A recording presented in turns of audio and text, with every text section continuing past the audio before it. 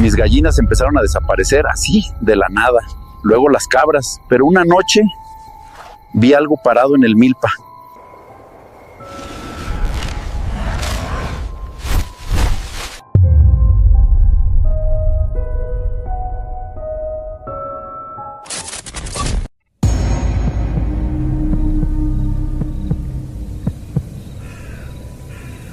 Hola comunidad, muchos ven los videos hasta el final, pero pocos dejan su like o se suscriben. Así que desde el inicio te pido, deja tu like, suscríbete y comenta de dónde eres y a qué hora estás viendo este video. Y sígueme también en Instagram y en Spotify para más contenido y para estar más cerca de la comunidad. Vivía hace unos años en un terreno que me dejó mi abuelo. Esto es rumbo a la Mixteca, pasando Izúcar, por una desviación que casi nadie toma a menos que vayas a los ejidos de allá adentro. No es un lugar feo, al contrario, cuando llueve se pone muy verde todo. El problema es que la tierra es un poco caprichosa y hay que estarle metiendo dinero al sistema de riego. Yo tenía unas hectáreas de maíz, más que nada para vender la mazorca en el mercado de la cabecera municipal, y aparte tenía mis animales, nada muy grande, unas 30 cabezas de chivos, y mi gallinero. Con eso la iba pasando. Digo, no te haces rico, pero si trabajas desde temprano, pues sale para comer y para mantener el rancho. El rancho estaba pegado a la carretera, bueno, a un camino de terracería que conecta con la carretera principal, y de vecino nomás tenía a don Rufino, que ya estaba muy mayor y casi no salía. Y del otro lado, cruzando una pequeña cañada, estaba la parcela de un muchacho que se llama Elías. O bueno, le decíamos muchacho, pero ya andaba por los 40, más o menos de mi edad. Elías sembraba sorgo y a veces me ayudaba cuando había que vacunar a los animales o arreglar el cerco. Era de esos vecinos callados, que te saludan nomás levantando la mano desde lejos. Nunca hablábamos mucho.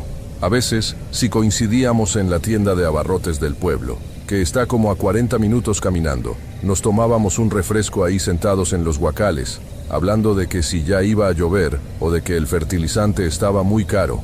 Cosas normales. La vida ahí es pura rutina. Te levantas a las 5, revisas el agua, les das pastura a los animales, limpias el corral y luego te vas a la milpa a ver cómo va la plaga. Yo tenía 2 perros, el Pinto y el Oso. El Pinto era una cruza de quién sabe qué con pastor. Muy listo el animal. Apenas escuchaba un ruido en la noche y ya estaba ladrando y parándose en 2 patas contra el alambre. El Oso era más viejo, más gordo, pero igual hacía ruido si veía a alguien desconocido. Eran buenos perros, la verdad.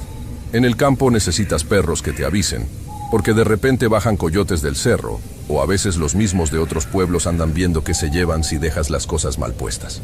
Todo empezó, yo creo, por ahí de noviembre. Me acuerdo porque ya empezaba a hacer ese frío seco que te corta los labios. Las mañanas amanecían con escarcha. Una de esas mañanas me levanté, preparé mi café, y cuando fui a abrirle a las gallinas, noté que faltaban 3. No me alarmé luego. A veces se salen si encuentran un hueco en la tela de gallinero, o si un tlacuache se mete, pues se lleva una. Pero estuve buscando alrededor del gallinero y no vi plumas. Cuando un animal ataca, un coyote, un zorro o un tlacuache, siempre hay un desastre. Hay sangre, hay plumas regadas por todos lados, la tierra se ve removida donde hubo forcejeo, pero aquí no había nada. Como si las hubieran agarrado del aire y se las hubieran llevado sin que hicieran ruido.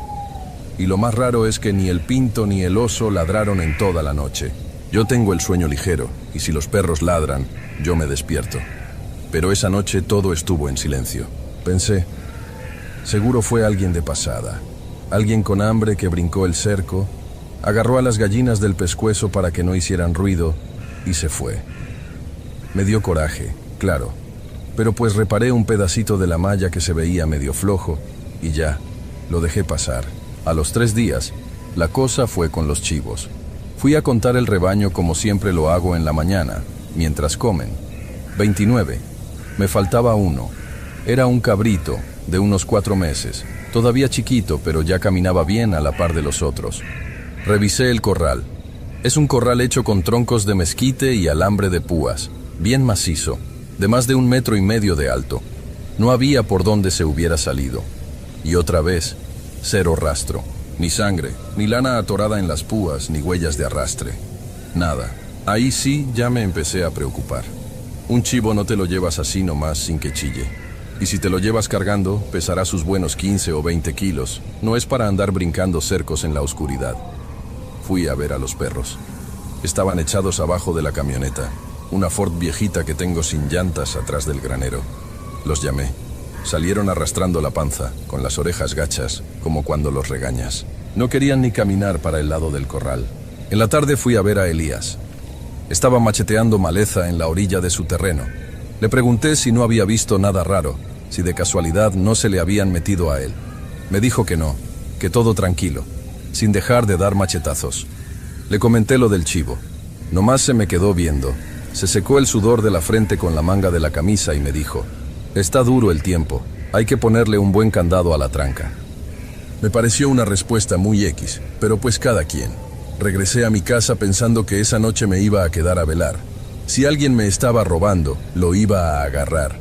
Tengo un rifle calibre 22, de esos de un solo tiro. No es gran cosa, pero hace ruido y asusta. Esa noche preparé un termo con café bien cargado. Me puse una chamarra gruesa, un gorro de estambre, y me senté en una silla de plástico adentro del granero, en lo oscurito, desde donde podía ver el corral de los chivos y el gallinero, pero desde afuera no se veía para adentro. Dejé la puerta entreabierta. A mi lado, en el suelo, puse una linterna grande, de esas Maglite que usan baterías de las gordas, que alumbran bien lejos, y el rifle atravesado en las piernas. Las primeras horas fueron muy aburridas. El frío calaba feo.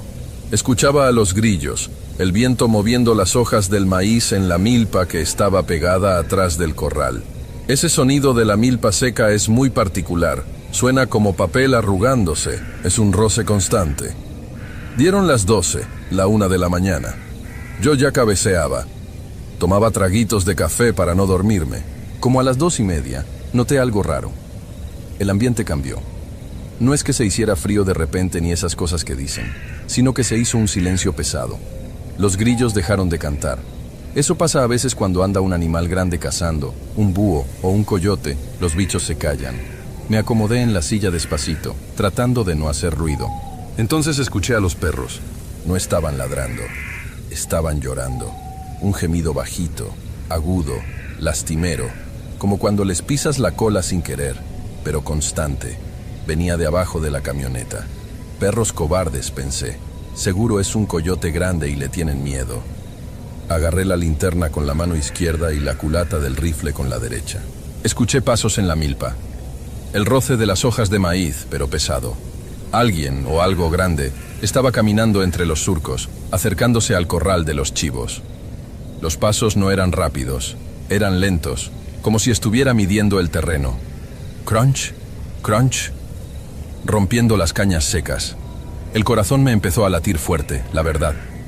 Una cosa es pensar que vas a agarrar a un ratero, y otra es estar ahí, en la oscuridad, en medio de la nada. Me asomé un poco más por la puerta del granero. No había luna, estaba muy oscuro, pero los ojos se te acostumbran. Al fondo, donde termina la milpa y empieza el claro del corral, vi una sombra. Estaba agachada. Al principio pensé, es el ratero, está en cuclillas viendo por dónde brincar. Esperé. El bulto ese se movió por la orilla de la cerca, pero no caminaba en cuclillas como lo haría una persona. Caminaba en 4 patas. Yo me he criado en el campo toda la vida. Conozco cómo se mueve un perro, un coyote, un puma, una vaca. Ningún animal se mueve así. La cadera la tenía muy alta y los hombros muy bajos. Los brazos o patas delanteras se veían muy largos y el lomo no era parejo. Se le marcaban los huesos de la espalda, como si la columna estuviera doblada a la fuerza. Avanzaba a tirones. Apoyaba las manos en la tierra, movía el peso hacia adelante y luego arrastraba las patas traseras. No hacía casi ruido, nomás el peso aplastando el pasto seco. Me quedé helado. No podía levantar el rifle. El miedo que sentí no era de, ay, me van a robar. Era un miedo que te entume los dedos, que te hace sentir que la ropa te pesa, un frío que se te mete hasta el estómago. Los perros seguían chillando allá a lo lejos, ya casi sin aire de tanto llorar. La sombra llegó hasta el alambre de púas. y entonces hizo algo que me quitó la respiración. En lugar de tratar de meterse por abajo o de buscar un hueco, levantó una de las patas delanteras, o manos, y agarró el poste de madera. Vi los dedos. Eran dedos largos, muy gruesos, aferrándose a la madera. Se empezó a enderezar, pero no del todo. Se quedó encorvado, apoyando el peso en el cerco. El poste, que es de mezquite y está enterrado casi 1 metro, crujió feo. No aguanté más. No sé de dónde saqué valor o estupidez, pero apreté el botón de la linterna y le apunté directo. El haz de luz blanco cortó la oscuridad y le dio de lleno. No vi pelo, no vi hocico. Vi piel, sucia, manchada de tierra y costras, un color entre gris y café oscuro como cuero viejo. Estaba de espaldas a mí, aferrado al poste. Al sentir la luz, esa cosa se quedó quieta, completamente estática. Los músculos de la espalda se le tensaron, una espalda ancha, sin camisa, con los omóplatos salidos. Y entonces volteó la cabeza sobre el hombro. Cuando alumbras a un animal de noche, los ojos le brillan. Rojos, verdes, amarillos. Es como un reflejo de espejo. Esta cosa no tenía ese brillo. Cuando volteó, la luz le dio en la cara. Estaba embarrada de lodo o de algo oscuro, pero los ojos no brillaban. Eran ojos húmedos, blancos con el iris oscuro, que se contrajeron por la luz. Eran ojos humanos. Me miró. No gruñó. No hizo ningún sonido de animal. Solo me miró con una expresión de... no sé cómo decirlo. De molestia. Como si lo hubiera interrumpido. Una mirada cansada, pesada. Y la cara no era un lobo, no era un perro. Era la cara de un hombre malformado, con la mandíbula muy salida, los dientes chuecos y llenos de mugre, sin barbilla. No disparé. Se me olvidó que tenía el rifle. Me quedé temblando, sosteniendo la linterna con las 2 manos porque se me caía. Se soltó del poste. No se echó a correr como un animal asustado.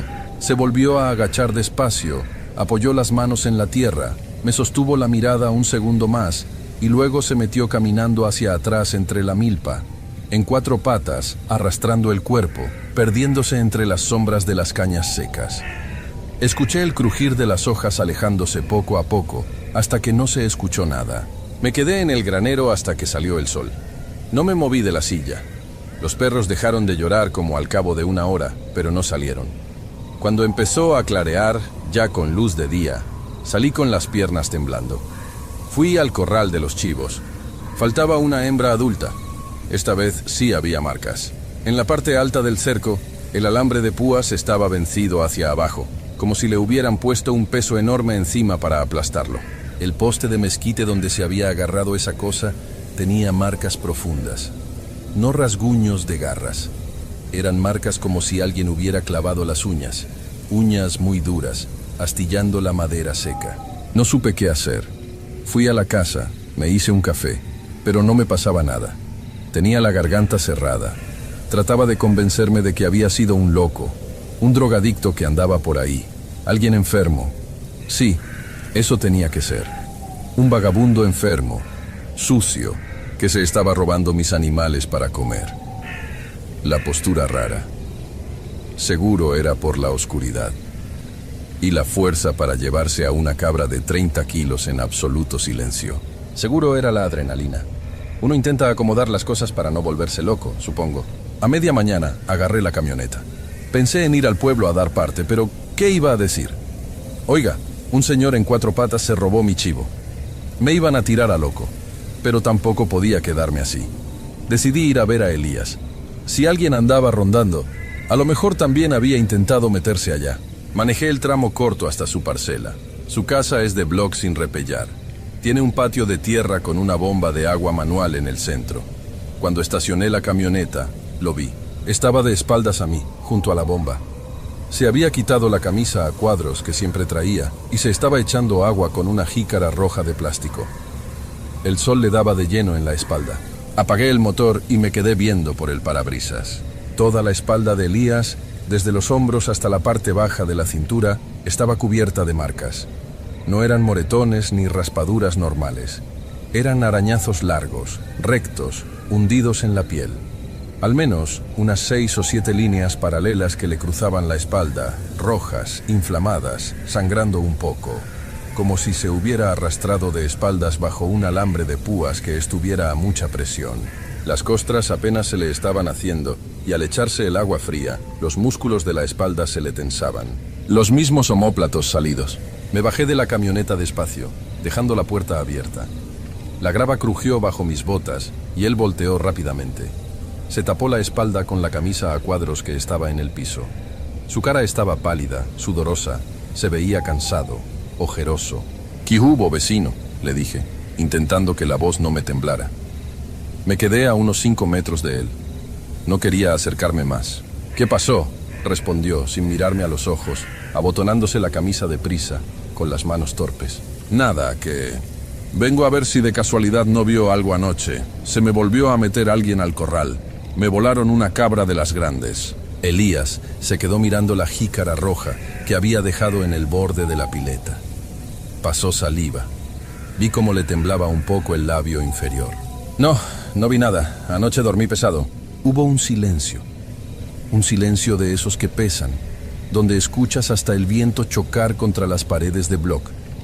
Le miré la camisa, que ya se le estaba empezando a manchar de puntitos rojos en la parte de atrás por la humedad de las heridas. «Oiga, ¿está bien?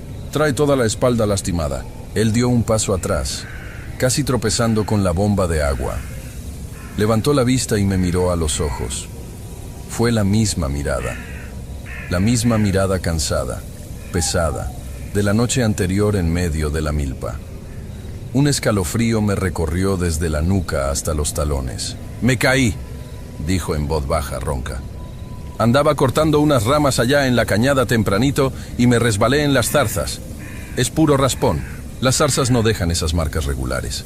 Las zarzas te rasguñan desordenado, te rompen la ropa, te dejan piquetes en los brazos». Él tenía los brazos limpios. Toda la fuerza de las heridas estaba en la espalda baja y los hombros, como si hubiera pasado la noche aplastando su espalda contra algo, o como si hubiera tenido que arrastrarse por un espacio muy angosto bajo mucha presión, forzando la columna. O quizás las marcas que te dejas tú mismo al forzar tus huesos a acomodarse de una forma que no es natural, restregándote en la tierra para aguantar el dolor. Yo no soy un hombre de pleitos, ni soy un hombre que busque problemas. Asentí con la cabeza. Me metí las manos a los bolsillos porque me temblaban mucho. «Ah, bueno, hay que tener cuidado con las zarzas. Luego se infectan», le dije. Di media vuelta. «Sí, cuidado con el cerco», dijo a mis espaldas. Me subí a la camioneta. Arranqué y metí primera. Por el retrovisor lo vi parado junto a la bomba de agua, mirándome irme. No regresé a mi casa a seguir con la rutina. Ese mismo día empecé a meter refuerzos en los corrales. Conseguí malla ciclónica, de la gruesa. Doblé la cantidad de perros. Le compré 2 cachorros ya grandes a un señor de ahí cerca. Puse focos halógenos apuntando al gallinero y al corral de los chivos, conectados a un sensor de movimiento. Me gasté lo poco que tenía ahorrado. Nunca volví a mencionar el tema, ni con él ni con nadie del pueblo. Si lo cuentas, eres el loco del rancho. Eres el borracho o el supersticioso. Y aquí la gente a veces hace justicia por su propia mano si se esparce un rumor así. Y yo no quiero tener la sangre de nadie en mis manos, ni ser el responsable de que quemen una casa. Yo no vi una transformación. Yo no vi un pacto raro ni nada de lo que cuentan en las historias. Yo vi a un hombre en 4 patas y vi la espalda desgarrada de mi vecino al día siguiente. Mis animales ya no desaparecieron. Pero desde ese noviembre, nunca me quedo en el rancho después de que oscurece sin echar llave por todos lados. Elías sigue siendo mi vecino. Sigue sembrando sorgo. A veces, en las tardes de mucho calor, cuando no hay viento y todo está en silencio, me siento en el pórtico y me quedo mirando hacia su terreno. Él está ahí, trabajando con su machete. A veces me pregunto dónde enterró la lana de la cabra.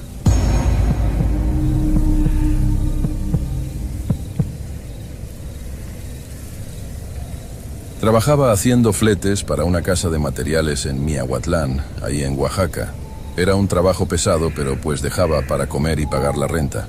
Subíamos mucho para la Sierra Sur, agarrábamos la carretera 175, esa que va para Pochutla, pero nosotros nos quedábamos a medio camino entregando varilla, cemento Cruz Azul, armazones, todo eso en los pueblos de arriba, por San Mateo Río Hondo, San José del Pacífico.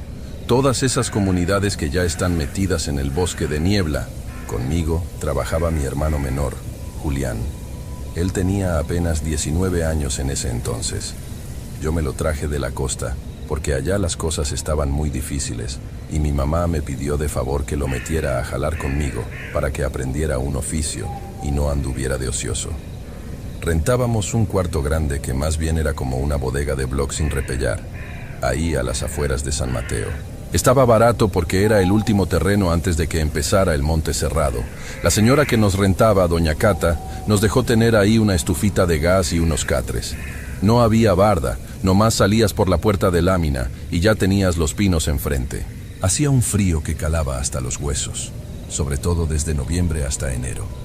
Nosotros nos tapábamos con 3 cobertores de esos San Marcos y ni así. Teníamos que dejar ropa en la orilla de la puerta porque el aire se colaba por debajo. El trabajo era matado. Descargábamos hasta 100 bultos de cemento entre los dos. Terminábamos con la espalda molida y las manos resecas por el polvo. Así que cuando llegábamos a la casa en la noche, calentábamos unas tortillas. Abríamos una lata de atún o freíamos unos huevos y nos íbamos a dormir directo. Caíamos como piedras. Yo ni soñaba, la verdad. Era cerrar los ojos y abrirlos cuando el reloj sonaba a las 5 de la mañana. Por eso se me hizo muy raro la primera vez que Julián me despertó. Habrá sido a principios de octubre. Estaba lloviendo, una lluvia muy finita, de esa que le dicen chipi chipi y que no hace ruido pero moja todo. Yo estaba bien dormido cuando sentí que alguien me movía el hombro. Abrí los ojos y era Julián. Estaba sentado en su catre, en la oscuridad. Apenas si lo veía por la luz del poste de la carretera que daba a la ventana. Me dijo que si no había escuchado. Le pregunté qué cosa. Yo tenía los ojos pesados, y la verdad estaba medio molesto, porque al día siguiente teníamos que llevar un pedido grande de tabique hasta una ranchería que estaba a 3 horas de terracería. Me dijo que alguien lo estaba llamando desde afuera. Yo me quedé callado un rato, escuchando. No se oía nada. Nada más el ruido del agua en las láminas y el aire moviendo las ramas de los pinos. Le dije que no estuviera inventando cosas, que seguro era un borracho que pasó por la carretera o que estaba soñando. Pero él me juraba que no. Decía que dijeron su nombre clarito. Julián, así, con una voz como de hombre, pero muy rasposa, como si tuviera la garganta seca. Me asomé por la ventana nada más para que se tranquilizara. Corrí la cortina que teníamos hecha con una sábana vieja. No había nadie. El patio de tierra estaba vacío. Y más allá solo se veía la neblina negra del monte. Le dije que ya se durmiera. Él se acostó, pero se quedó dándole la espalda a la pared, viendo para el techo. Pasaron como 2 semanas y no volvimos a hablar de eso. El trabajo se puso más pesado. La camioneta empezó a fallar del clutch. Las velocidades no querían entrar, sobre todo en las subidas con carga. Y yo andaba todo el día con la cabeza metida en cómo íbamos a pagar la reparación, porque el patrón de la casa de materiales nos cobraba los arreglos por mitad. Un martes, me acuerdo bien porque ese día no fuimos a trabajar porque llovió muy fuerte, y el patrón dijo que la terracería estaba imposible. Nos quedamos en el cuarto. Julián se la pasó todo el día muy callado. Estaba sentado en una silla de plástico, viendo para afuera. Ni siquiera quiso jugar baraja, que era lo que hacíamos cuando no había otra cosa. Le pregunté si se sentía mal, si le dolía el estómago. Allá arriba uno se enferma fácil si come algo en los puestos del camino que no esté bien cocido. Me dijo que no, que nada más tenía sueño. Esa noche me desperté de madrugada porque me dio sed.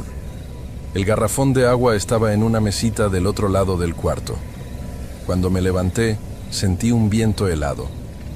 La puerta de la calle estaba abierta de par en par. Pensé que nos habían entrado a robar. Prendí el foco rápido. Las llaves de la camioneta estaban en la mesa. Mi cartera también.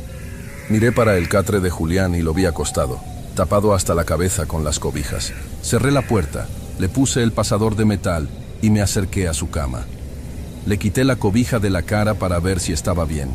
Estaba respirando profundo, bien dormido. Me regresé a mi cama pensando que tal vez yo mismo no había cerrado bien y el aire la abrió, aunque era una puerta pesada y el pasador estaba duro. Al día siguiente, a las 5, cuando nos levantamos para ir a trabajar, Julián se sentó en la orilla del catre y se quedó mirando sus pies. No traía calcetines. Y sus pies, desde los dedos hasta los tobillos, estaban cubiertos de tierra roja y húmeda. Tenía hojas de pino pegadas en las plantas y rasguños en las espinillas, como si hubiera caminado entre la maleza. Me quedé helado.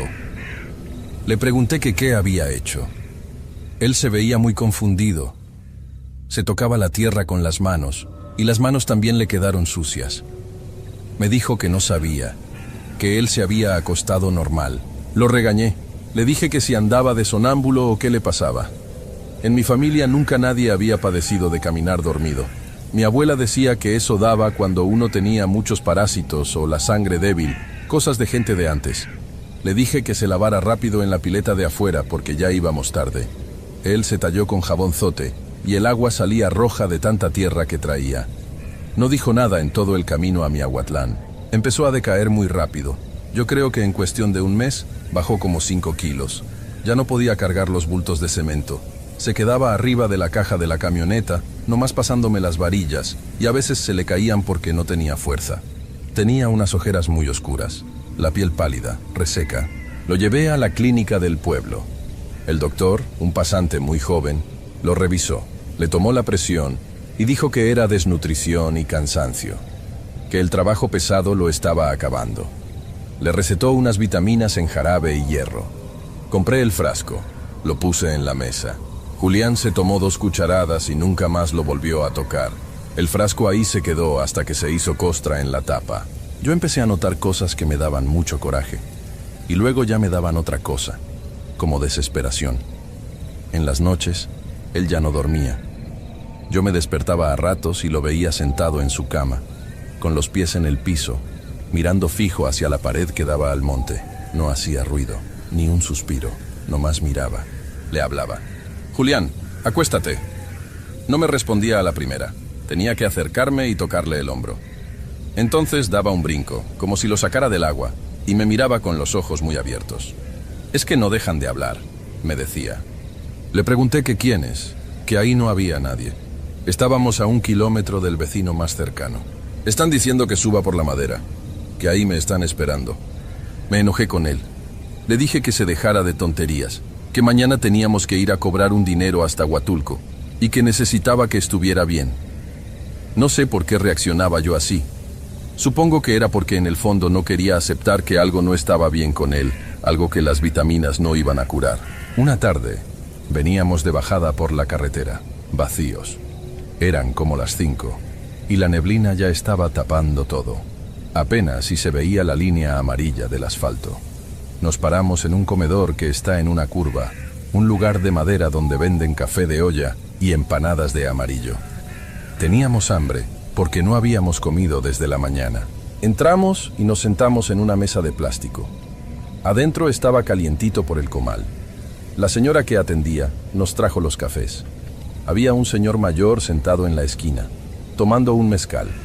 Traía sombrero de palma y un zarape viejo. De esos señores que nacen y se mueren en la sierra y se saben todos los caminos. Julián no probó su café. Se quedó mirando por la ventana de la fondita. La ventana daba directo al precipicio, donde se veían las copas de los pinos bajando hacia el fondo de la cañada. Se levantó de repente, sin decir aguabá, empujó la silla y salió del local. Pensé que iba al baño o a la camioneta. Empecé a comer mi empanada. El señor de la esquina se me quedó viendo. Yo le sostuve la mirada por educación y le di las buenas tardes. Él asintió con la cabeza. Luego miró hacia la puerta por donde había salido Julián. «Tu muchacho trae tierra de arriba», me dijo. Su voz era muy baja, muy rasposa. No entendía a qué se refería. Le dije que sí, que trabajábamos acarreando material y pues uno se ensucia. El señor negó con la cabeza, despacio. Le dio un trago a su copita de cristal. «De esa tierra no. Trae tierra de los lugares viejos, de donde ya no se tala». Yo me reí un poco, por nervios o por no saber qué contestar. Pensé que el señor estaba medio tomado y quería hacerme plática. Iba a darle un trago a mi café cuando el señor se inclinó un poco hacia adelante, recargando los brazos en su mesa. «No dejes que le responda cuando el monte lo llame. Si contesta, ya no va a encontrar el camino de regreso. A los de su edad es a los que más les gusta llevarse. Se van caminando y piensan que están yendo a su casa, pero están yendo para adentro. Me quedé callado. La señora del comal seguía echando tortillas, como si no hubiera escuchado nada. El ruido de la masa aplastándose era lo único que sonaba. Sentí una presión muy rara en el pecho. Me levanté, dejé un billete en la mesa que cubría lo de los dos y salí a buscar a Julián. Estaba parado junto a la puerta del copiloto de la Nissan. No estaba mirando la camioneta. Tenía el cuello girado, mirando hacia la barranca, hacia arriba, a uno de los cerros más altos que se asomaba entre la neblina. Estaba lloviendo otra vez. Tenía la ropa mojada.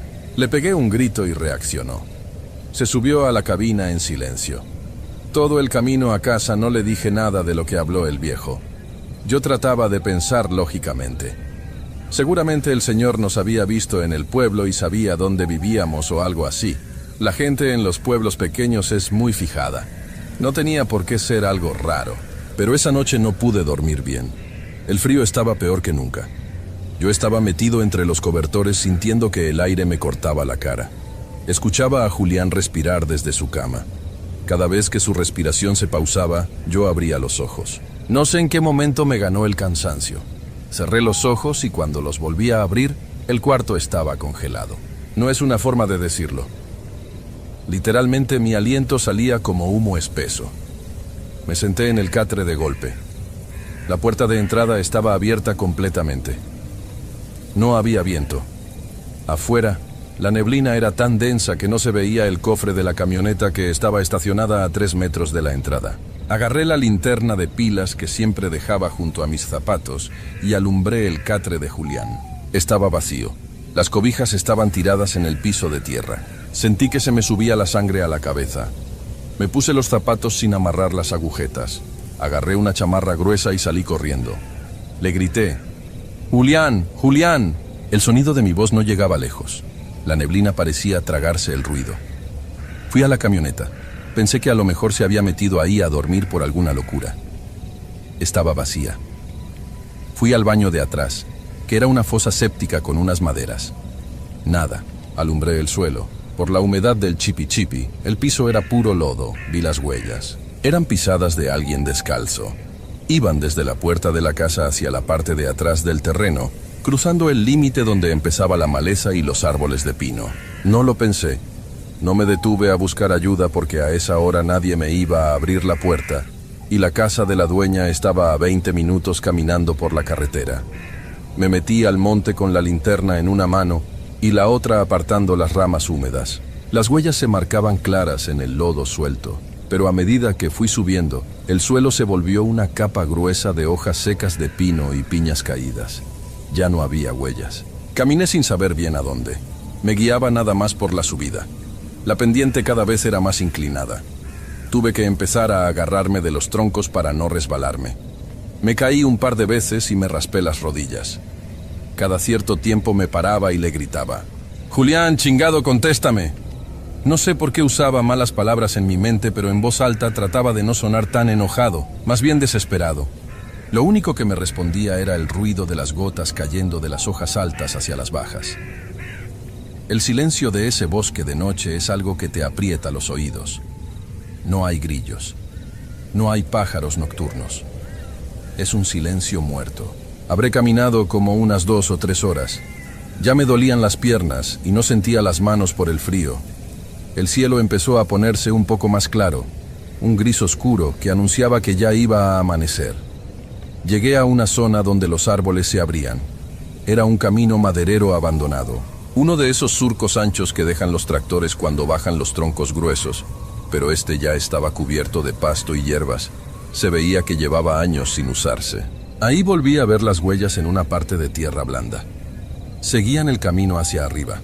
Seguí por ese surco. Ya estaba agotado. Me faltaba el aire por la altura. De repente, al dar la vuelta en una curva del camino maderero, lo vi. Estaba a unos 50 metros de mí. Estaba de pie, en la mera orilla del camino, donde el cerro se corta en un voladero de pura piedra. Del otro lado del voladero, a la distancia, se veía el pico del cerro más alto de la zona, ese que casi siempre está tapado por las nubes. Julián estaba descalzo. Traía puesto el pantalón de mezclilla y una playera blanca de manga corta. Hacía un frío de menos de 5 grados y él estaba ahí, inmóvil. Caminé hacia él despacio. No quería asustarlo y que se fuera a caer. Cuando estuve a unos 5 metros, vi que no estaba temblando. Si tú estás a esa temperatura en playera, tu cuerpo tiembla sin que puedas controlarlo. Él estaba rígido, como una estatua de madera. Tenía los ojos muy abiertos, mirando fijo hacia el pico del cerro del otro lado. «Julián», le dije suave, «vámonos, hace mucho frío». No se movió, ni siquiera parpadeó. Me acerqué más hasta ponerme a su lado. El olor que despedía era muy raro. No olía a él. Olía a tierra húmeda profunda, a raíces podridas, como cuando cavas un hoyo muy hondo en el jardín. Le toqué el hombro. Su piel estaba helada, casi dura. Al tocarlo, él no volteó a verme, pero abrió la boca. Sus labios estaban morados y agrietados. Habló, pero su voz no sonaba normal. Sonaba plana, sin fuerza, como si solo estuviera dejando salir el aire por la garganta. «Ya estoy subiendo», dijo. «Ya casi llego donde está la madera fina». Sentí un escalofrío que me bajó por toda la columna. Le agarré el brazo con fuerza. Lo jalé hacia mí y lo obligué a darse la vuelta. En cuanto le cambié la dirección de la mirada, como que se desinfló. Las rodillas se le doblaron y tuve que agarrarlo para que no se cayera al suelo. Empezó a temblar, ahora sí, de manera violenta. Sus dientes chocaban unos con otros. Me quité la chamarra y se la puse. Lo abracé y lo empecé a caminar de regreso por el surco del tractor. El camino de bajada fue larguísimo. Él no podía sostener su propio peso. Yo tenía que llevarlo casi arrastrando. Sus pies estaban destrozados, llenos de cortadas profundas y sangre seca mezclada con la tierra de arriba. Llegamos al cuarto cuando ya era pleno día. Había sol, pero la neblina seguía baja. Lo acosté en su catre, le limpié los pies con agua tibia y trapos, y le puse todos los cobertores encima. Hice un té de canela en la estufita y se lo di a cucharadas porque él no podía agarrar la taza. Ese mismo día, mientras él dormía, fui a la casa de doña Cata. Le dije que nos íbamos. Le pagué lo que debíamos de la semana y no me importó dejar la fianza.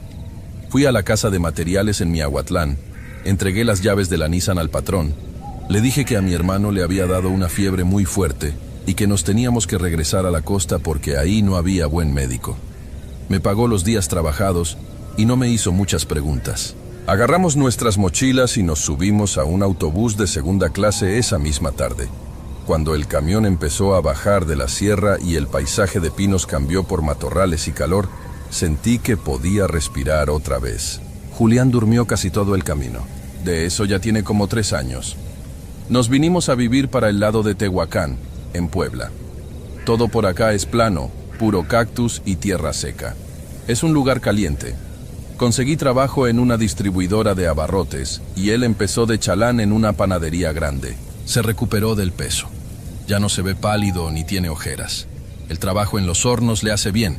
Lo mantiene ocupado desde la madrugada. Vivimos en una casa chica pero de concreto bien hecho. En una colonia pavimentada donde pasan los carros a todas horas. Nunca hemos hablado de esa noche en San Mateo. Yo no le pregunto y él no saca el tema. Hacemos como que nada más nos fuimos porque el trabajo no nos gustó y ya.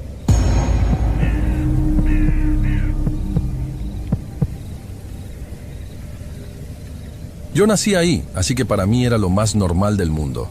No era un rancho grande, no te vayas a imaginar una hacienda ni nada de eso.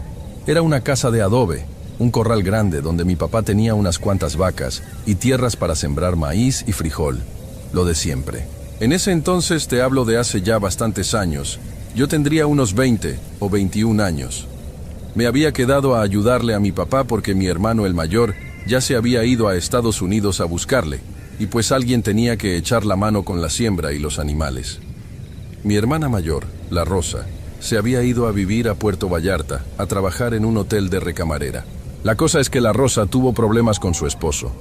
Nunca nos contó bien qué pasó, pero un día llegó al rancho en el camión que pasa por el crucero, con un par de maletas y con mi sobrino, el Luisito.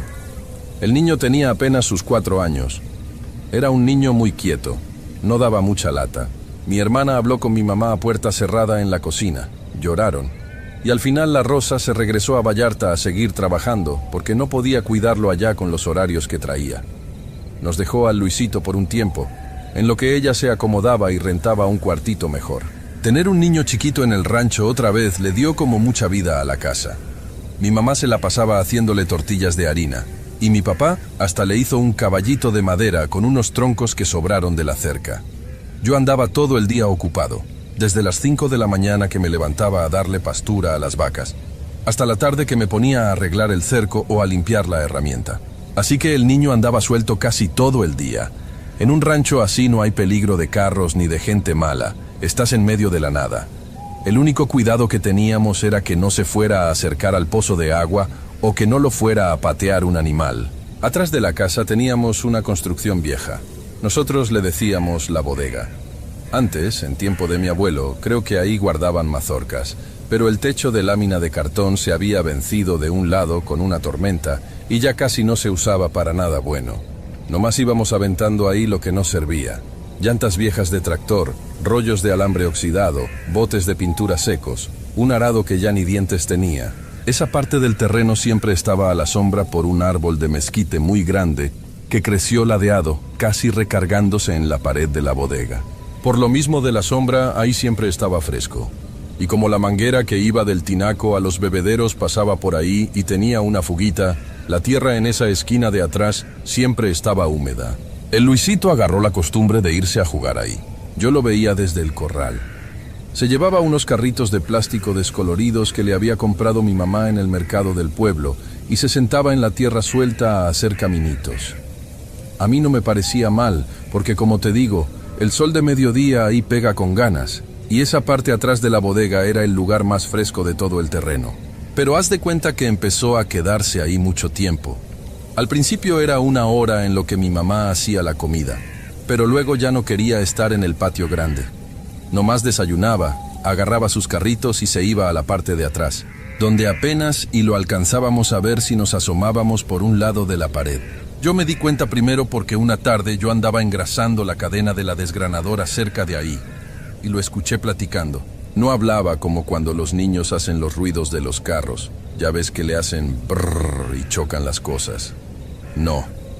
Estaba hablando bien, haciendo pausas. Como cuando tú y yo estamos platicando ahorita. Hacía una pregunta. Se quedaba callado un rato viendo hacia la pared vieja de adobe, y luego contestaba o se reía. Me acerqué un poquito, limpiándome las manos en una estopa, pensando que a lo mejor se había brincado el perro del vecino o algo. Me asomé. Estaba él solo, sentadito en cuclillas, escarbando poquito la tierra húmeda con un palito. Le pregunté que qué hacía, que con quién platicaba. El niño ni se asustó.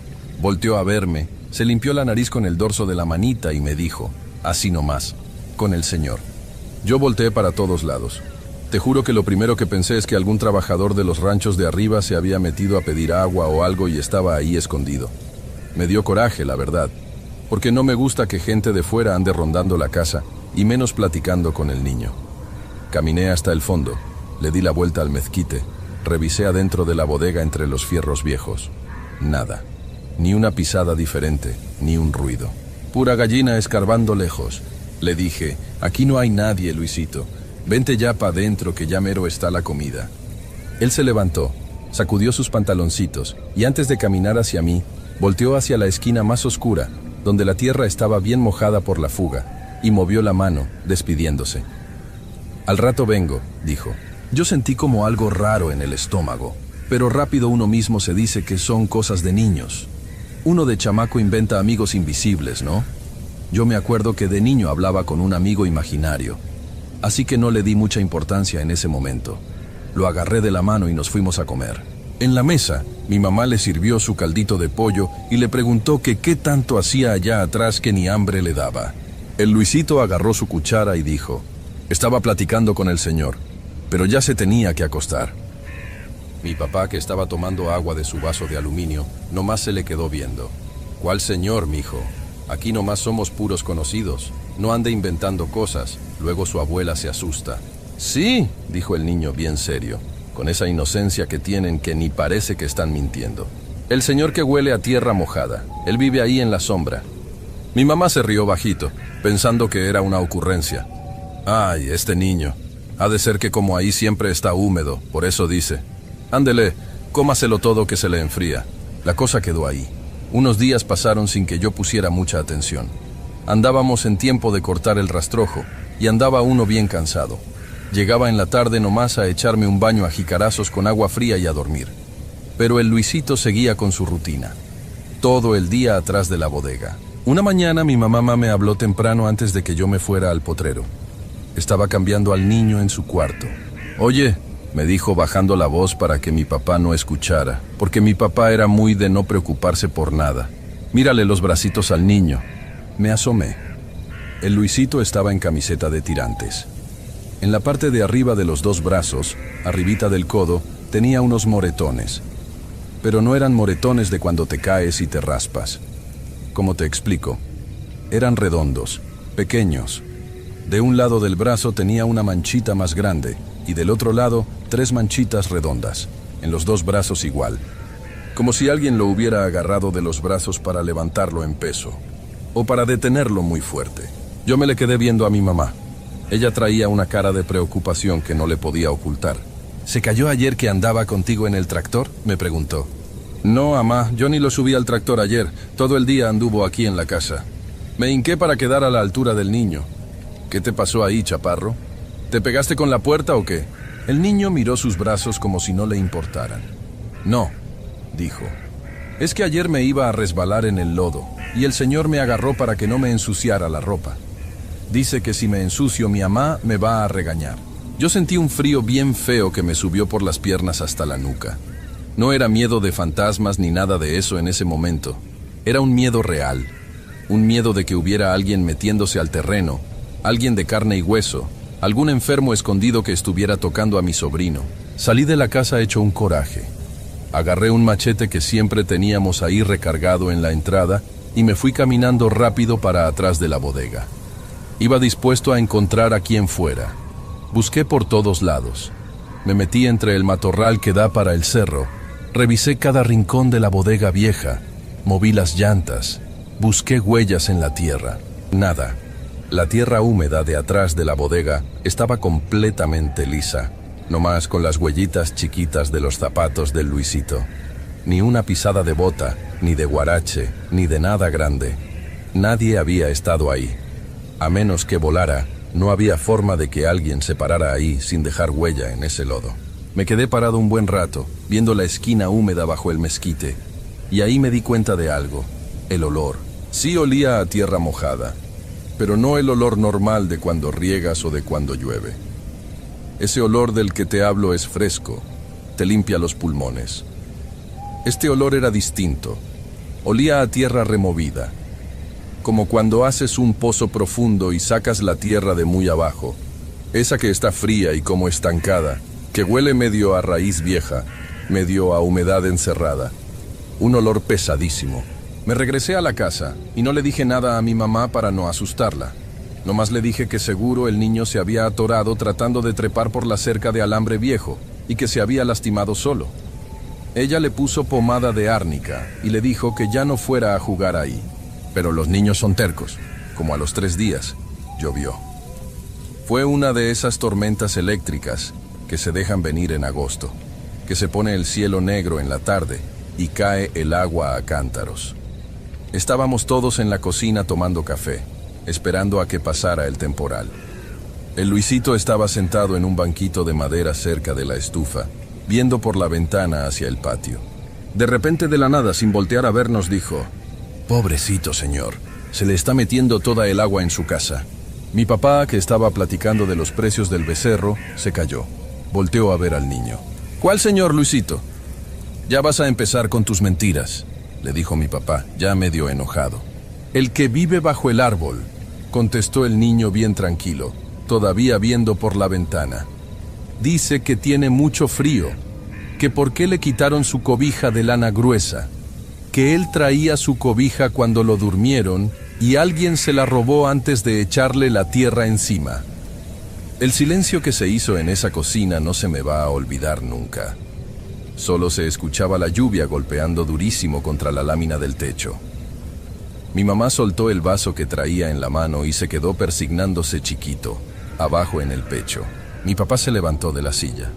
Era un hombre de campo, de los que no se asustan ni con una víbora de cascabel a medio paso, pero vi que se puso pálido. «A ver, chamaco», le dijo mi papá, acercándose al niño, tratando de sonar calmado, pero yo le noté la voz temblorosa. «¿Qué cobija? ¿Quién te anda diciendo esas cosas? Esas no son pláticas para un niño». Luisito volteó a vernos. Tenía los ojos bien claritos y nos miró como si fuéramos nosotros los que no entendíamos algo muy sencillo. «Pues el señor, abuelo, el señor que le falta este dedo». Y el niño levantó su manita izquierda y escondió el dedo índice. «Él dice que usted sí se ha de acordar de su cobija, porque él la traía el día que los federales lo agarraron por allá por el arroyo seco. Dice que le duele mucho donde le dieron los plomazos, pero le duele más el frío. Mira, si te digo que mi papá se sentó de golpe, es poco. Se dejó caer en la silla como si le hubieran cortado las corvas». Yo no entendía de qué hablaba el niño. Federales, plomazos, un dedo que faltaba.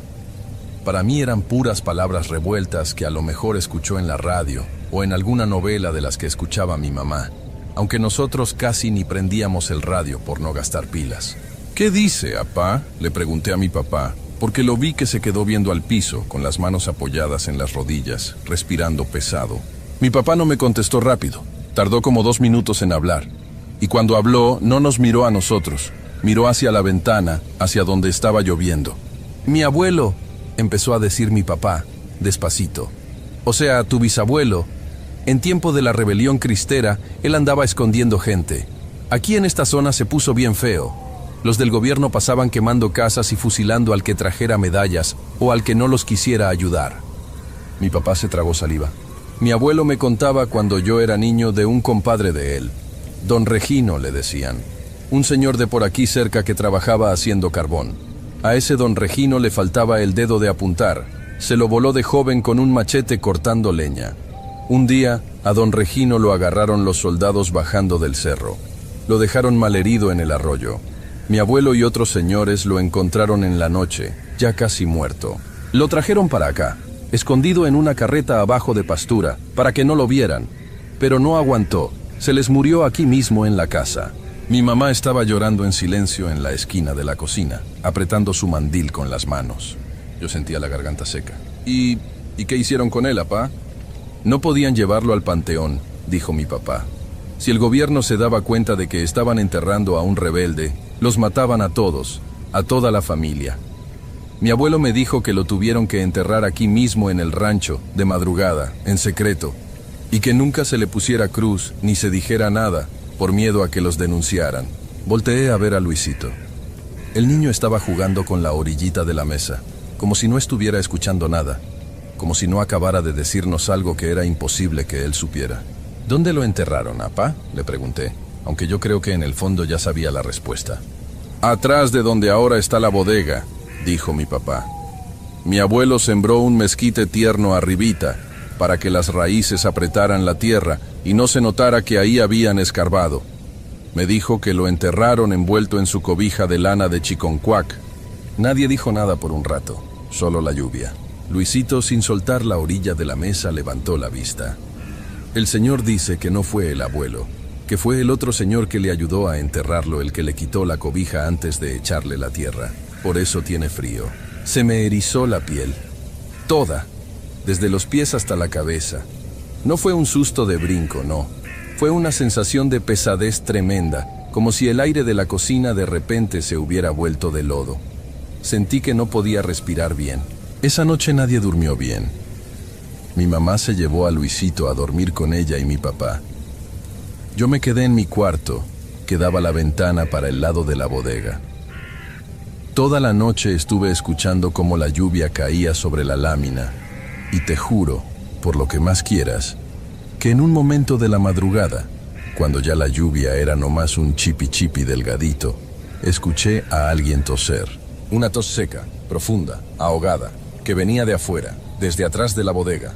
Al día siguiente, temprano, antes de que saliera bien el sol, mi papá ya andaba en el corral. Me asomé y lo vi cargando costales de cemento. «Prepárame mezcla», me ordenó, sin dar los buenos días ni nada. Estaba muy serio. «Y tráete malla ciclónica de la que sobró del chiquero viejo». Trabajamos en silencio toda la mañana. Circulamos toda la parte de atrás de la bodega. Levantamos una bardita de ladrillo y encima le pusimos la malla, tapando por completo el acceso a ese pedazo de tierra donde estaba el mezquite. Lo cerramos desde la pared de la casa hasta la barda de piedra del lindero. Le pusimos un candado de los grandes, de esos de cortina de negocio. Cuando terminamos, estábamos sudando y llenos de mezcla. Mi papá se limpió la frente con el antebrazo. Miró hacia adentro del cerco que acabábamos de hacer. El mezquite daba sombra sobre la tierra húmeda. «Ya nunca», me dijo mi papá, mirándome a los ojos, «nunca dejes que el niño pase para acá. Y si te vuelve a platicar algo, le cambias de tema. No le hagas plática. Si le haces plática a los muertos, se dan cuenta de que los escuchas y ya no te sueltan». A la semana siguiente, mi mamá le llamó a mi hermana Rosa desde la caseta de teléfono del pueblo. Le dijo que, aunque batallara, tenía que llevarse al Luisito, que el niño estaba creciendo muy montaraz aquí, que necesitaba ir al kinder, que se enfermaba de alergias. Le inventó 1000 cosas. Mi hermana se molestó, pero a la quincena vino por él. El día que se iban, ya tenían las maletas en la puerta. Luisito andaba dando vueltas por el patio. Yo lo andaba cuidando de reojo mientras arreglaba una montura. Lo vi caminar despacito hacia la bodega. Llegó hasta la malla nueva que habíamos puesto. Metió sus deditos por los rombos de alambre y se quedó viendo para adentro, hacia la oscuridad bajo el mezquite. Me levanté rápido para ir por él, pero antes de que yo llegara, el niño levantó su manita izquierda. Escondió el dedo índice, dejando los otros estirados, y la agitó lentamente, de un lado a otro. Luego se dio la vuelta, agarró un carrito del suelo y corrió hacia donde estaba mi hermana, riéndose como si nada. Como un niño normal. Se fueron y la casa se sintió inmensa y vacía. Mi mamá estuvo muy triste unas semanas, pero yo creo que en el fondo descansó. Mi papá nunca volvió a mencionar el tema. Nunca. Si yo le intentaba sacar pláticas sobre su abuelo o sobre la rebelión, cambiaba de tema y se iba a ver a los animales. Yo me quedé un par de años más en ese rancho antes de venirme para acá a la ciudad. Te puedo decir que nosotros hacíamos nuestra vida normal. Sembrábamos, cosechábamos, curábamos animales. Pero había días, sobre todo en tiempo de secas, en abril o mayo, cuando el sol está rajando la tierra de tan caliente y no hay ni una nube en el cielo, que el viento soplaba de repente.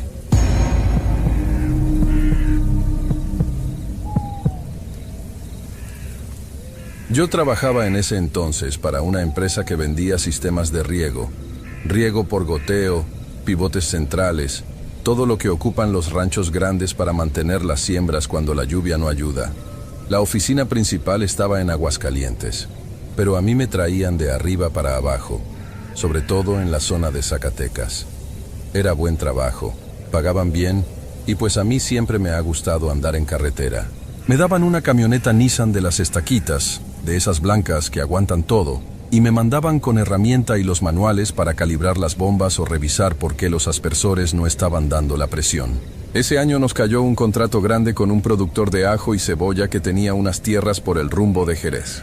Bueno, no era Jerez exactamente, era un pueblo más adentro, agarrando una desviación por la carretera estatal. La verdad no me acuerdo bien del nombre del ejido. Es de esos lugares que son nomás una calle principal pavimentada, una iglesia, una plaza chiquita con un kiosco despintado y puras calles de terracería a los lados.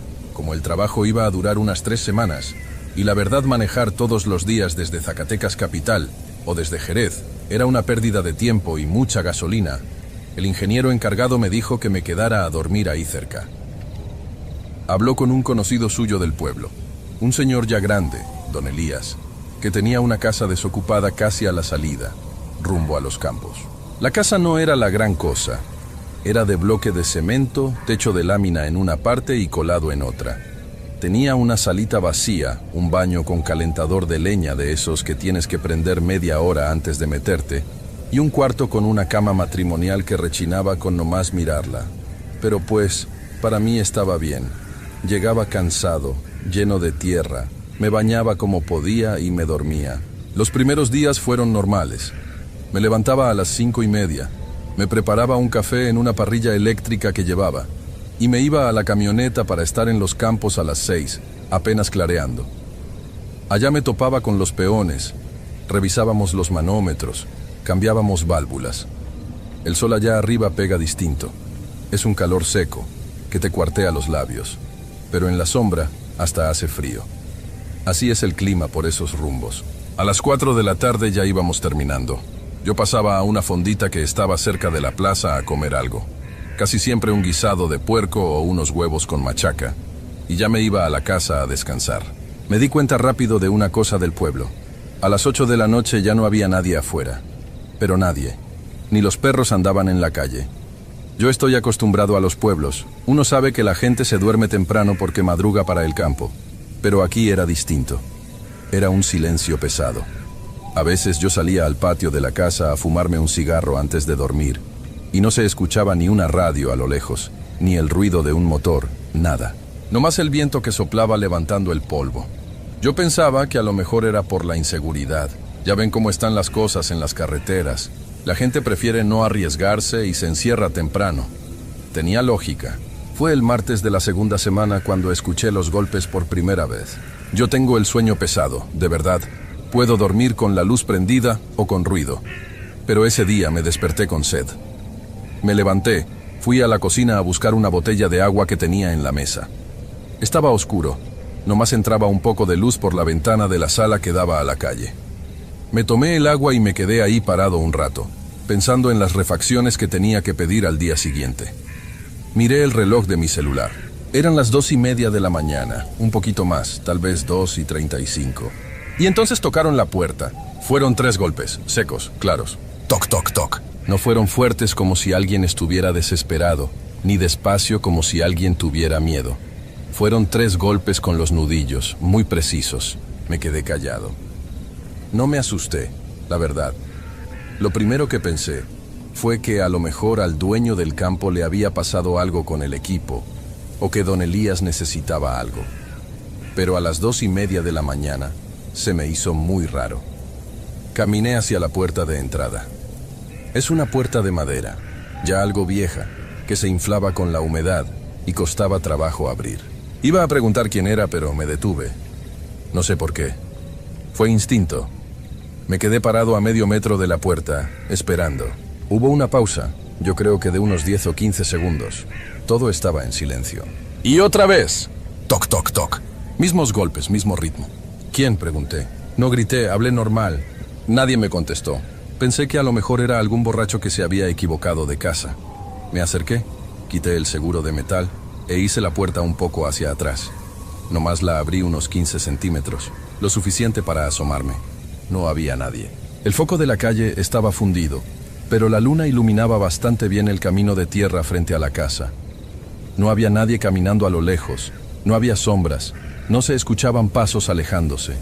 Nada. El viento nomás soplaba, moviendo un bote de basura de plástico que estaba en la esquina. Cerré la puerta. Le puse el seguro y me volví a acostar. Me tardé un rato en dormirme pensando en que a lo mejor algún chamaco andaba haciendo bromas. Aunque, ¿qué chamaco anda despierto a esas horas haciendo eso? En fin, el cansancio me ganó y me quedé dormido. Al día siguiente fui a la fonda a comer, como siempre. Estaba la señora que atiende, doña Carmela, limpiando las mesas, y don Elías estaba sentado tomando un café de olla. Yo me senté, pedí mi comida y me puse a platicar con él de las tuberías. Le comenté que ya casi terminábamos el trabajo, que la presión del agua ya estaba estable.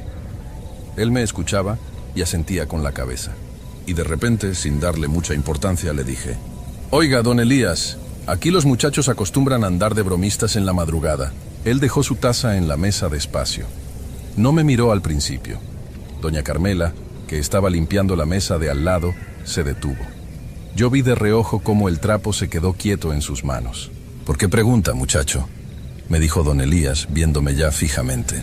«Es que anoche me tocaron la puerta, a eso de las 2:30. Me levanté a ver, abrí tantito la puerta y no había nadie. Supuse que algún chistoso se equivocó o andaba jugando». El silencio que se hizo en la fonda fue muy incómodo. Doña Carmela agarró su trapo y se metió rápido a la cocina, sin decir nada. Don Elías se quedó mirando sus manos un rato. «No hay muchachos jugando en la madrugada aquí», me dijo, con la voz un poco más baja de lo normal. «Usted no es de por acá». No tiene por qué saber las cosas, pero le voy a dar un consejo. Si vuelve a escuchar que tocan la puerta en la madrugada, no abra. Yo me reí un poco, por inercia, porque pensé que me estaba queriendo asustar con cuentos de pueblo. Ya saben, la Llorona, el Nahual, esas cosas. Ah, sí, pues ¿quién es o qué? ¿Algún loquito del pueblo? Don Elías no se rió. Su cara estaba completamente seria. No sé quién sea ni qué sea. Y mejor no saber. Aquí todos sabemos que cuando tocan 3 veces en la madrugada, uno se queda en su cama. Y si vuelven a tocar 3 veces, uno hace como que no escucha. Nunca, escúcheme bien, nunca abra la puerta después del 3er golpe. Y menos la abra toda. Me lo dijo con una seguridad que me quitó las ganas de hacer bromas. Le dije que estaba bien, que no se preocupara, que yo a esa hora lo que quería era dormir. Terminamos de platicar de otras cosas. Me cobraron y me fui. En el camino al campo pensé que la gente de rancho es muy supersticiosa. Seguramente alguien se había aprovechado de eso en el pasado para robar o algo así, y se quedó la costumbre de no abrir. Yo soy una persona de datos, de manuales, de medidas exactas. Si algo no se puede medir, no le presto mucha atención. El viernes de esa semana llegó Arturo. Arturo era un compañero de la oficina en Aguascalientes. El ingeniero lo mandó para que me ayudara a instalar unos tableros eléctricos porque el lunes teníamos que entregar la obra funcionando al 100. Arturo era más joven que yo, tendría unos 28 años, muy platicador, de los que siempre traen música en el celular y andan haciendo chistes. Llegó en la tarde, descargamos las cajas con los tableros y nos fuimos a la casa. Le acomodé un catre en la sala, porque pues el cuarto nada más tenía mi cama y ni modo de dormir juntos. Fuimos a cenar a la fonda, compramos unas galletas y unos refrescos en la tiendita antes de que cerraran a las 8 y nos regresamos a la casa. Estuvimos un rato revisando los planos de los tableros, platicando de la oficina, del calor. Ya como a las 11 nos dio sueño. Yo me metí a mi cuarto y él se acomodó en su catre en la sala. Como él estaba en la sala, yo dejé la puerta de mi cuarto abierta por si quería platicar o algo, pero a los 10 minutos ya lo escuchaba roncar. Yo estaba muy cansado. La semana había sido pesada. Me quedé profundamente dormido. Me despertó un ruido. Al principio no supe qué era. Abrí los ojos y me quedé viendo el techo, ubicándome. Toc, toc, toc. El sonido venía de la puerta principal. Claro, nítido. Madera contra nudillos. Me incorporé en la cama. Mi celular estaba en la mesita de noche. Lo agarré y miré la pantalla. Eran las 2:40 de la mañana. Sentí un hormigueo extraño en los brazos. No era miedo exactamente. Era como una alerta, como cuando vas manejando y el carro de adelante frena de golpe. Me levanté despacio, descalzo, y me asomé al marco de la puerta de mi cuarto para ver hacia la sala. Arturo estaba sentado en su catre. Se estaba tallando los ojos. La pausa duró lo mismo que la otra vez. 15 segundos, tal vez 20. El silencio en la casa era absoluto. Toc, toc, toc. Arturo bostezó y se levantó. Voy, dijo con la voz ronca de sueño. Dio un paso hacia la puerta. Yo salí de mi cuarto rápido. Espérate, Arturo, le dije casi en un susurro. Él volteó a verme, confundido. ¿Qué pasa? Han de ser los del campo. A lo mejor se descompuso algo y nos vienen a buscar. No abras, le dije. Y me acordé exactamente de las palabras de don Elías. Nunca abra la puerta después del 3er golpe. Arturo me miró como si yo estuviera loco. Hombre, a lo mejor es una urgencia. Aparte, yo no voy a dejar a la gente allá afuera parada, dijo. No sé si fue por terquedad o porque estaba medio dormido todavía y no analizaba las cosas. Caminó hacia la puerta. Yo di un paso adelante. Quise detenerlo, pero no sé. Algo me frenó. No era lógico lo que estaba haciendo. Yo no tenía ninguna razón real para evitar que abriera, más que una advertencia de un viejo del pueblo. ¿Qué le iba a decir? ¿Que un fantasma estaba tocando? Arturo quitó el seguro, agarró la perilla. No la abras toda, alcancé a decirle. Fue lo único que me salió. Pero Arturo no me hizo caso. Jaló la puerta de un solo movimiento y la abrió de par en par. La hoja de madera chocó contra la pared con un ruido seco. Desde donde yo estaba pude ver la calle. La luz de la luna, el camino de tierra, el bote de basura. No había nadie, absolutamente nadie. Arturo se quedó parado en el umbral. Dio un paso hacia afuera, asomando la cabeza de un lado a otro. Yo me quedé congelado. Esperaba ver a alguien salir de las sombras, un asaltante, un perro callejero, lo que fuera. «Qué raro», dijo Arturo. Su voz sonó muy fuerte en el silencio de la noche. Se quedó ahí parado, mirando hacia afuera por unos 30 segundos. Yo no me movía. No hay nadie, hombre. Seguro fueron unos chamacos que salieron corriendo. Pura pérdida de tiempo. Se metió a la casa, empujó la puerta y le puso el seguro. Me miró, se encogió de hombros, caminó hacia su catre y se acostó. «Descansa», me dijo. Se acomodó y a los 5 minutos ya estaba roncando otra vez. Yo no pude dormir. Me quedé en mi cama, con los ojos abiertos, escuchando la respiración de Arturo y el sonido lejano del viento. Sentía que el aire dentro de la casa se había vuelto pesado, como cuando va a llover y hace mucho calor. Me quedé pensando en lo estúpido que era todo. Alguien tocaba, se escondía y ya. Una broma pesada de algún ranchero aburrido. No tenía por qué darle más vueltas. Con ese pensamiento logré dormirme ya casi amaneciendo. Me despertó el despertador a las 5:30. Me dolía la cabeza por no haber dormido bien. Me levanté, me puse las botas, fui al baño a echarme agua en la cara. Cuando salí a la sala para hacer el café, vi el catre de Arturo. Las cobijas estaban hechas un bulto. Él no estaba. Sus botas de trabajo estaban ahí, al lado del catre. Su mochila, donde traía su ropa, estaba cerrada en la esquina. Su chamarra estaba colgada en el respaldo de una silla. «¿Arturo?», llamé. Pensé que estaba en el patio trasero. Fui a la puerta de atrás y la abrí. El patio estaba vacío. Fui al baño otra vez. Busqué en mi cuarto. No estaba en la casa. Fui a la puerta principal. Estaba cerrada, pero sin el seguro puesto. Me molesté. Pensé que a lo mejor se había levantado temprano. Se había puesto unos tenis que traía y se había ido caminando a la plaza a buscar pan o algo. Aunque sabíamos que a esa hora no había nada abierto. Me preparé mi café, arreglé mis cosas, tomé las llaves de la camioneta. Decidí no esperarlo. Si se había ido a caminar, que me alcanzara en el campo. Manejé por la terracería hacia los cultivos. El sol apenas empezaba a salir, pintando todo de un color naranja y morado. Llegué a la zona de los pivotes centrales. Los peones apenas iban llegando. Me bajé, empecé a revisar los planos de los tableros que íbamos a instalar. Pasó 1 hora. Las 7. Las 8. Arturo no llegaba. Lo llamé a su celular. Me mandó a buzón directo. El número que usted marcó está apagado o se encuentra fuera del área de servicio. Allá la señal es mala, pero casi siempre entran las llamadas, aunque se corten. Le pregunté al capataz del rancho si no había visto llegar a un muchacho caminando desde el pueblo. Me dijo que no. A las 10 de la mañana yo ya estaba preocupado, pero también muy enojado. Teníamos el tiempo encima y yo estaba haciendo el trabajo de 2. Pensé en ir a buscarlo a la casa, pero tenía que terminar de conectar unas terminales antes de que prendieran la bomba principal. Fue como a las 11:30 cuando vi venir una camioneta del rancho levantando una nube de polvo tremenda. Venía muy rápido, esquivando los surcos. Frenó de golpe cerca de donde yo estaba trabajando. Se bajó el capataz. Venía pálido, sudando. «Oye, ingeniero», me dijo casi sin aire, «el muchacho que viene contigo, el que llegó ayer». Dejé las pinzas en el suelo. Sentí un hueco en el estómago. «¿Qué pasó? ¿Dónde está?» «Lo encontraron los de la alfalfa, allá, del otro lado del ejido, atrás de la loma». «¿Le pasó algo? ¿Se cayó?» El capataz se quitó la gorra y se secó el sudor de la frente con el antebrazo. «Está muerto, ingeniero». Me quedé en blanco. Literalmente no supe qué decir. No procesaba la información. Arturo tenía 28 años. Jugaba fútbol los fines de semana. No estaba enfermo de nada.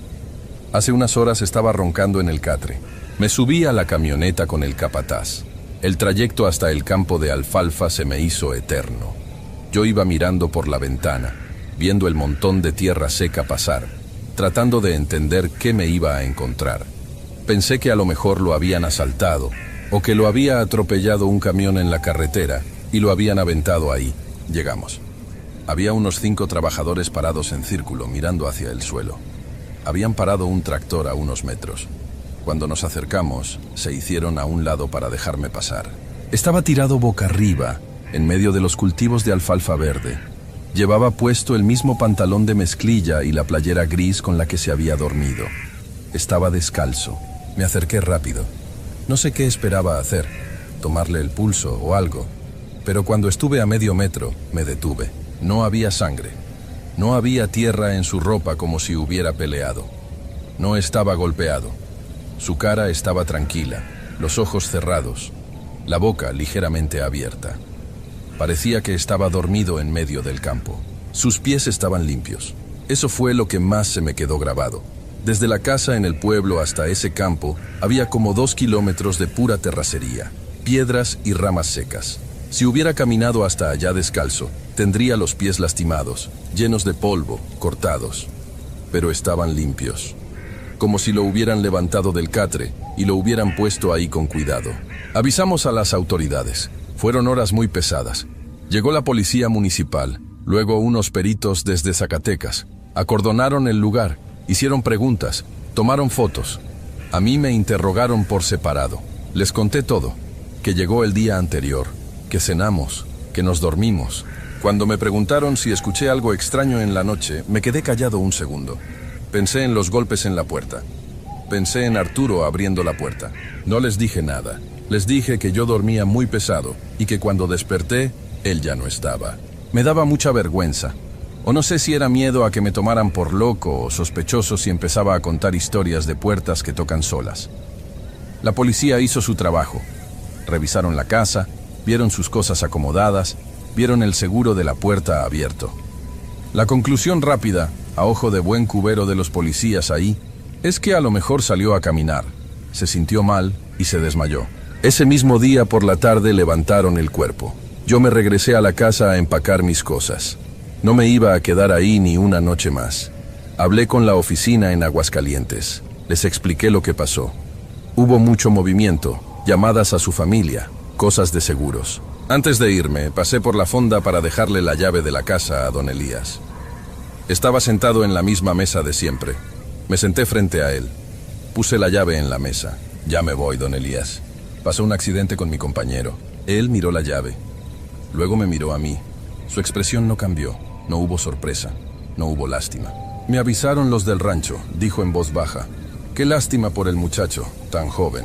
Yo me le quedé viendo. Necesitaba decirlo. Anoche tocaron la puerta, don Elías. 3 veces. 2 veces. Él se levantó y la abrió toda. Yo le dije que no la abriera, pero no me hizo caso. Se asomó, dijo que no había nadie, la cerró y se acostó. Don Elías cerró los ojos un momento. Tomó aire despacio.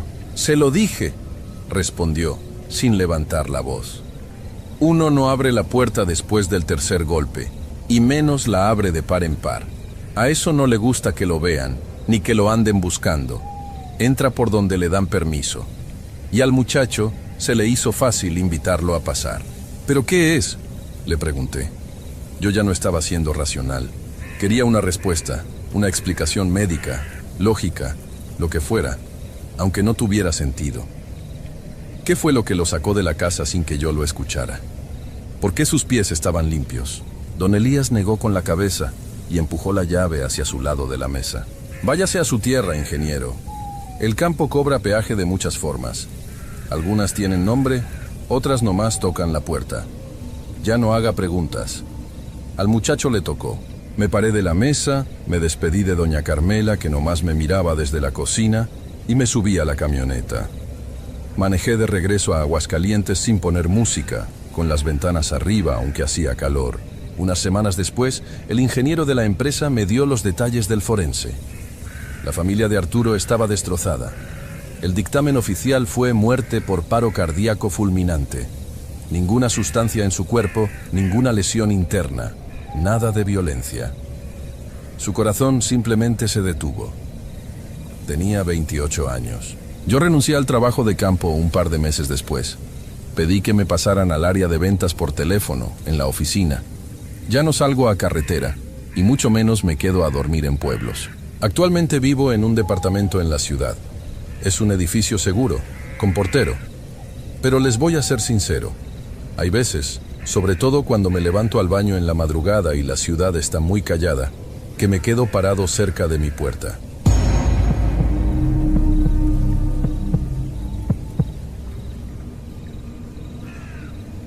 Esa semana en particular me tocó quedarme en un poblado chico. Ni siquiera me acuerdo si tenía nombre oficial o solo le decían por el nombre del rancho más grande de ahí. ¿Eran qué?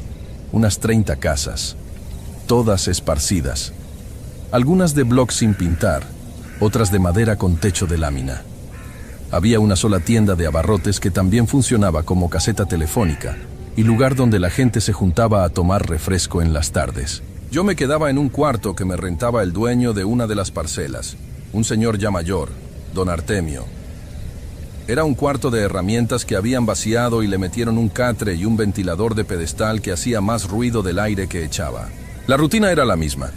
Me levantaba temprano, antes de que el sol pegara fuerte, caminaba hacia las bombas, hacía mis revisiones, anotaba en la bitácora y para las 3 o 4 de la tarde ya estaba libre.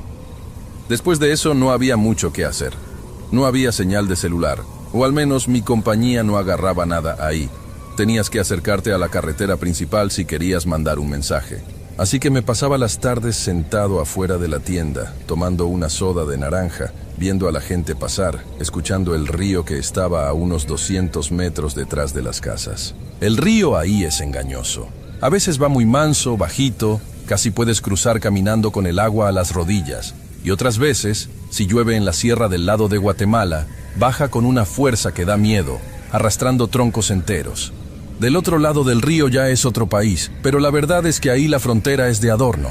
La gente va y viene en balsas hechas con cámaras de llanta de tractor y tablas de madera. Pasan cajas de tomate, refrescos, ropa. Es un ir y venir normal. Por eso, ver movimiento en las orillas del río nunca fue raro. Siempre había alguien lavando ropa, pescando o cruzando mercancía. El primer detalle que noté, y digo que lo noté porque ahora lo pienso en retrospectiva, no porque en el momento me asustara, fue con los perros. En esos lugares siempre hay muchos perros. Perros flacos, callejeros, de rancho. Siempre andan en jauría o echados debajo de las camionetas buscando la sombra. Y son escandalosos. Si llega alguien que no es de ahí, le ladran. Si pasa una moto, le ladran. Si otro perro se acerca a su territorio, se pelean. El ruido de fondo de ese pueblo era el río y los perros. Pero hubo un martes o miércoles, no recuerdo bien, que la cosa cambió. Yo estaba terminando de engrasar la flecha de una bomba cerca de la orilla. Ya estaba oscureciendo. Había dejado mis herramientas en la caja de la camioneta y me senté en la batea para limpiarme las manos con una estopa y tiner. Fue entonces que me di cuenta del silencio. No un silencio de película, sino que faltaba el ruido de los animales. Los perros no estaban ladrando, y no solo eso, no se veían. Usualmente para esa hora andaban rondando cerca de donde yo trabajaba, a ver si les aventaba un pedazo de mi comida. Caminé de regreso hacia la tienda. En el camino pasé por el patio de un señor que criaba cerdos y gallinas. Los cerdos suelen estar comiendo o gruñendo, pero estaban amontonados en una esquina del chiquero. El señor andaba por ahí, echándoles agua con una manguera. Me acerqué a la cerca y le comenté, nomás por hacer plática, que qué les pasaba a los animales. Él cerró la llave de la manguera, se secó la frente con el antebrazo y me dijo, sin darle mucha importancia, que desde la mañana andaban así. No han querido comer el desperdicio, me dijo. Yo creo que es el calor o alguna hierba mala que masticaron. Le di la razón, me despedí y seguí caminando. En la tienda me compré mi refresco. La señora que atendía estaba barriendo la entrada. Estuvimos platicando de cosas sin sentido, de que si iba a llover o no. Y ahí fue la primera vez que escuché mencionar al animal. Un muchacho joven que trabajaba descargando las balsas llegó a comprar unos cigarros. Le dijo a la señora de la tienda, «Oiga, dígale a don Chuy que amarre a su perro grande. Anda espantando a los pollos cerca de la bajada del río».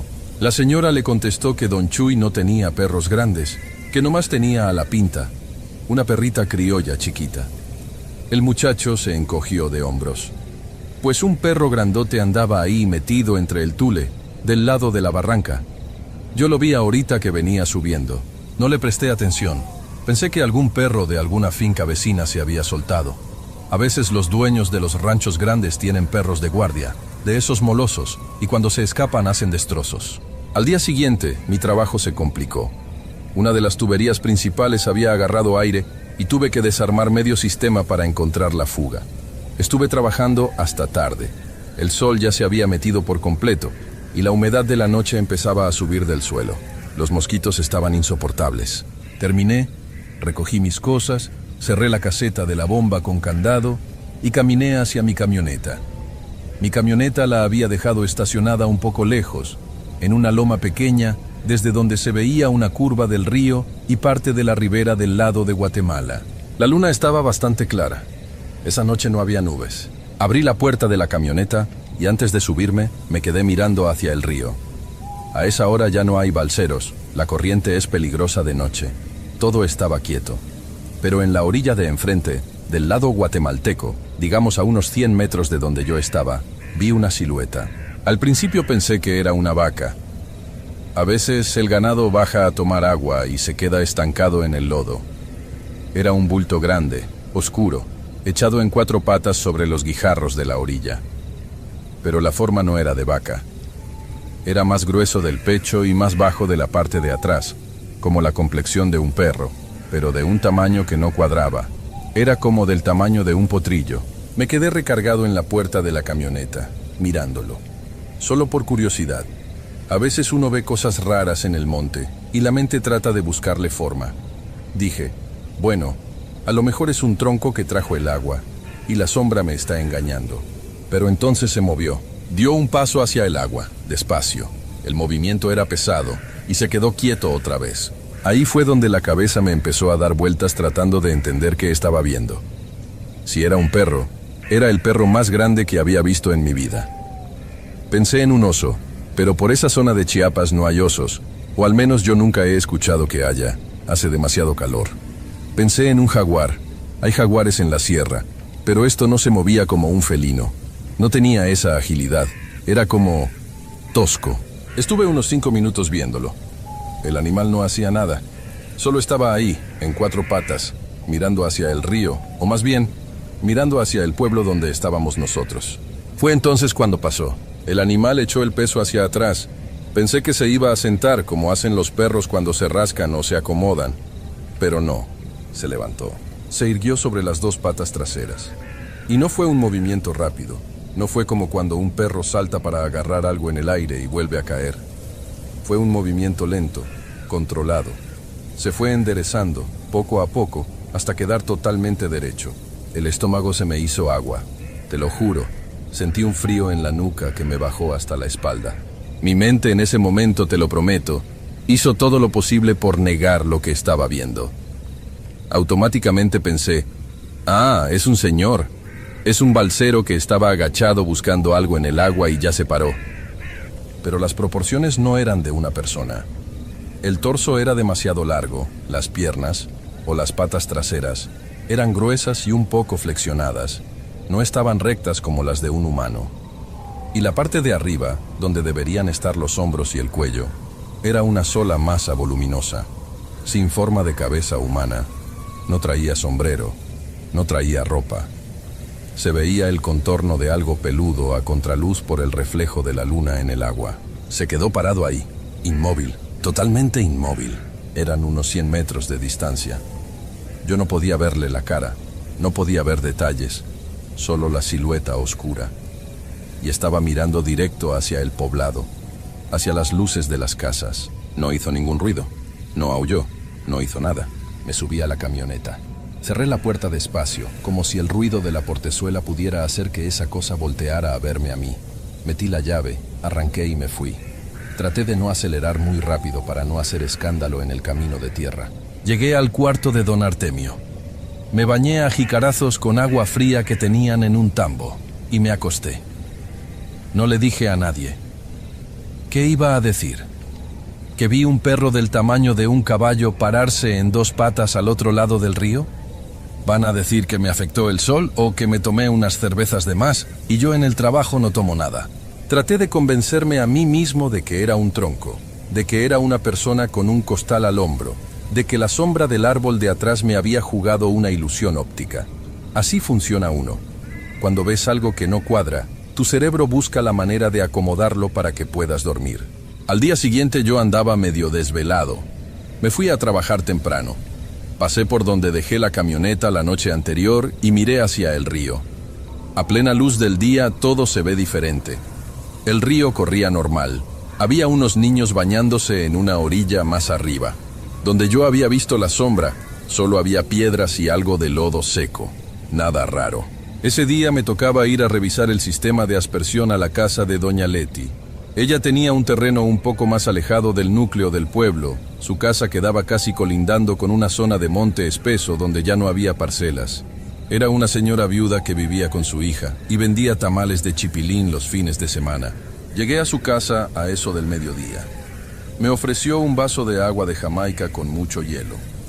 Me senté en una silla de plástico en su corredor, bajo la sombra de un árbol de mango, mientras esperaba a que la bomba agarrara presión para revisar los aspersores.